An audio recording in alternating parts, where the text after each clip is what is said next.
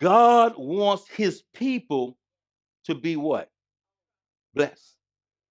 Blessed. Let's start right there. Because blessed is more than having money. Blessed is more than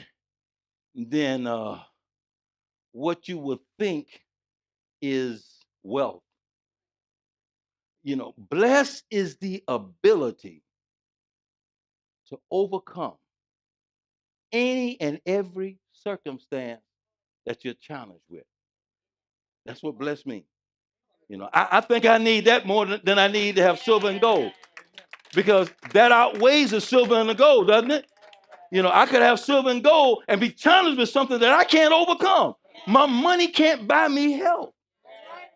My money can't buy back my life when I'm dying. My money can't buy me happiness. My money can't buy me peace if I'm troubled. But the blessings of the Lord, it maketh rich and added no sorrow. Didn't have to pay for it. Didn't have to keep going back getting a hit of it. Didn't have to buy a fifth of it, or a pint of it, or a six-pack of it. Didn't have to buy a blunt of it.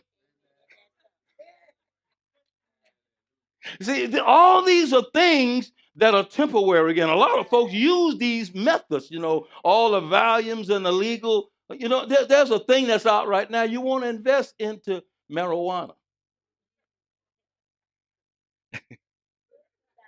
You got a good laugh over there. If you want to invest in the marijuana, you can get rich.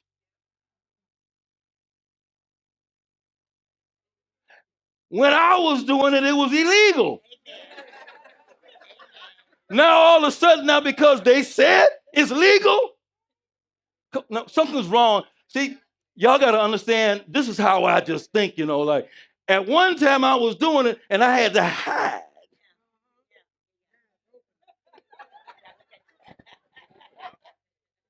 But now I can walk into an establishment and buy stocks just because somebody decided to say it was okay. But did God say it's okay?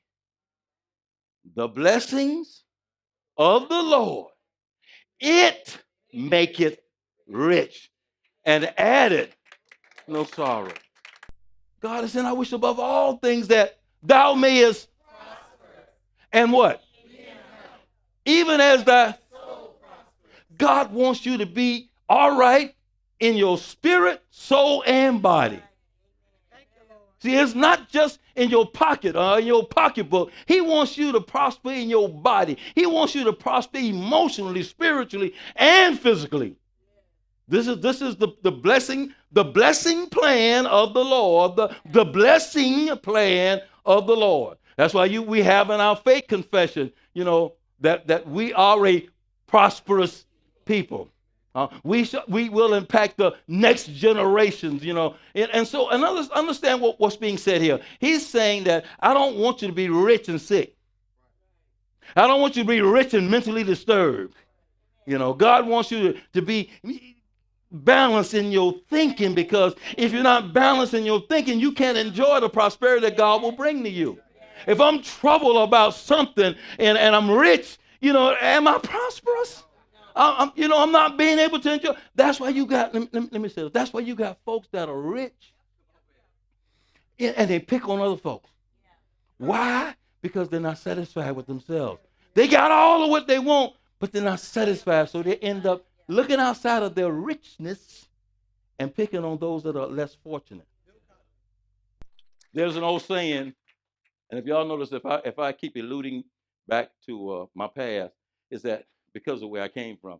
They said there was two guys sitting in jail, and they were looking out through the bars, and they had two perspectives. One saw stars, and the other saw bars. It all depends on the mind. Where are you in your mindset? Where are you in your thinking? If you're in your thinking, your bondage starts in your mind. It starts on the inside of you first.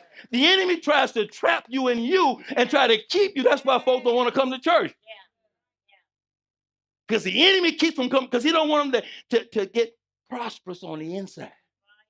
Once you get prosperous on the inside, there's nothing that can stop you. Once you start to prosper on the inside of you. So the devil said, you ain't got to go there. Read this book. Not the Bible. Read this book. This book will straighten you out. And you get happy for a minute with that book. But that book is not the answer. That book is the answer. Now, listen to me now. So that means now, whatever happens to you, it was a sign to happen to you. Whatever happens to you, because he is limited. See, there are many things he wants to do, but he can't do. So he's limited in what he has to do to you, and what he does to you is monitored by your master. So your master allows certain things to come to you because he wants to temper you. He wants to make you understand. He wants to bring you to another level. He wants to mature you. He wants to, when he prosper you on the outside, you won't get beside yourself. And a lot of folks can't even handle it because they don't even want him to come on the inside of them. They still want what's on them and the inside of them. That's the world. They still want it inside them. But you don't understand, Pastor. You don't understand. I'm but still yet human. I'm yet human. I got needs. Are y'all still with me? You're still gonna be friends at the end? So he can only do but so much. That's why we're not supposed to shun as Christians. We're not supposed to shun things that happen to us. We're supposed to face it, stand up to it. And I don't care how strong it appears to be. I don't care how big it appears to be, Goliath. I'm going to run towards you. Why? Because the Lord is with me. I'm going to challenge whatever's in front of me. Why? Because the God that I serve has overcome whatever it is in front of me.